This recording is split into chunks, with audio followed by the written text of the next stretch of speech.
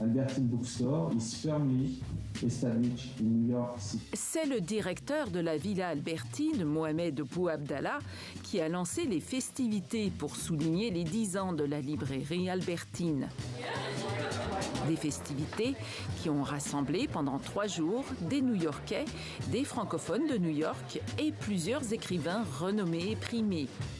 On se demande quel est le rôle de la littérature. Comme le Martiniquais Patrick Chamoiseau, le Français Hervé Le Tellier et l'Égyptien Alaa El Aswani. Albertine a une importance, à mon avis, exceptionnelle parce que c'est une fenêtre de la culture française à New York. Je dois soutenir Albertine. Pour nous, c'est un lieu symbolique, la librairie Albertine. C'était vraiment intéressant d'avoir à New York ce point de chute pour les auteurs français, francophones, du monde entier. On a à peu près 12 000 titres et on vend 20 000 livres par an.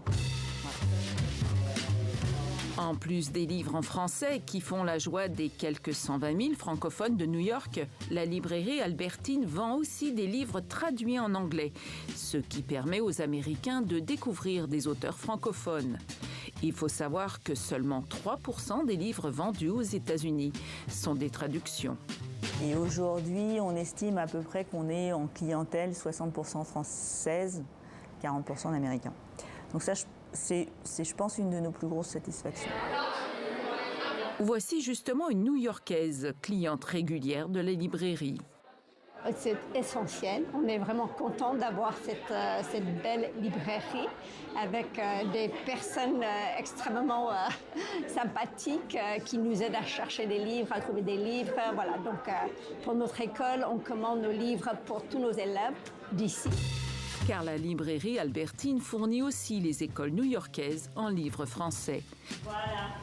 Et comme elle fait partie des services culturels de l'ambassade de France aux États-Unis, elle invite des auteurs régulièrement et elle est devenue un centre d'approvisionnement pour d'autres librairies dans plusieurs grandes villes américaines.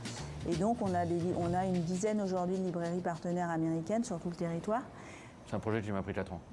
C'est Antonin Baudry qui a eu l'idée de créer la librairie Albertine, quand il a réalisé, en arrivant à New York en septembre 2010 comme conseiller culturel, que c'était impossible de trouver un livre français.